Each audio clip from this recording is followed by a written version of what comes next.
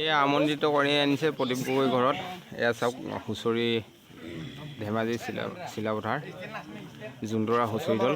আৰু মই অকণমান দেখাবলৈ প্ৰয়াস কৰিছোঁ, সকলোৱে চাই থাকিব ভিডিঅ'টো শেষলৈকে। Sanjib Chetia YouTube blog channel চাই থাকিব।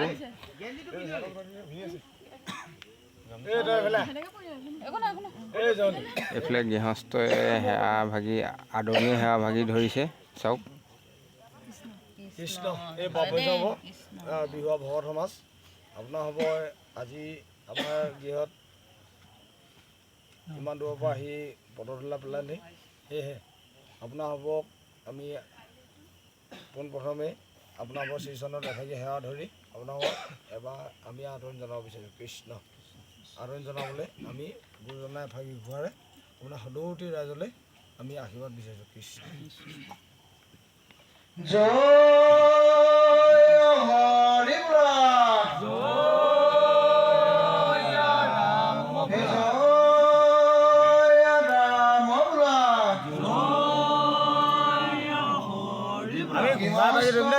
কুশলাৰ্থে বুঢ়া জয় হৰি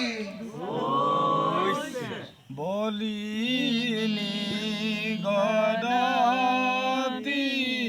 যদুপতি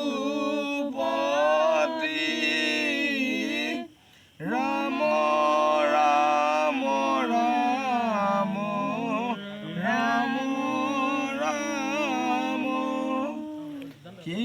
এই ধৰণে গৃহস্থই এফাকি ঘোষাৰে আদৰণি কৰিছে আৰু চাই থাকিব শেষলৈকে।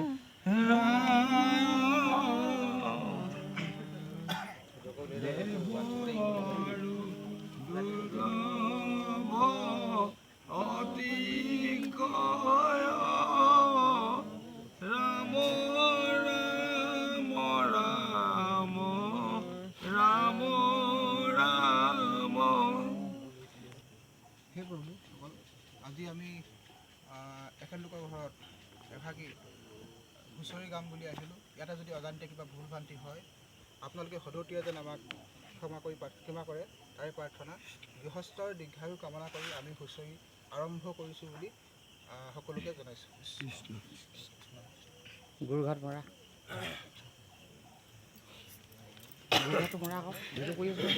এজনে এখন চুই দিয়ক, এজনে হয় এখন চুই দিয়ক, এজনে ওপৰেদি আহক, এইখন ওপৰেদি আহক।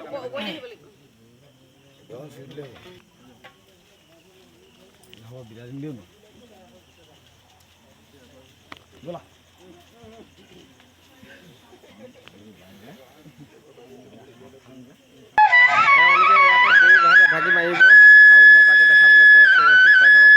তেওঁলোকে ইয়াতে গৰু ঘাট মাৰিব আৰু তেওঁলোকে নীতি নিয়মেৰে গৰু ঘাট ভাগি মাৰি সোমাই যাব। চাওক, মই দেখাবলৈ চেষ্টা কৰিছোঁ।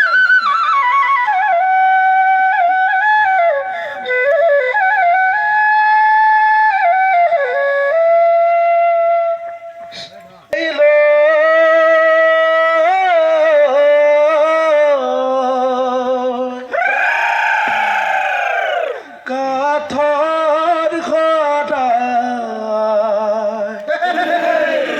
ৰূপে দহে টকা তামোল পাণৰ সদায় আমাকো নিগাখি আগে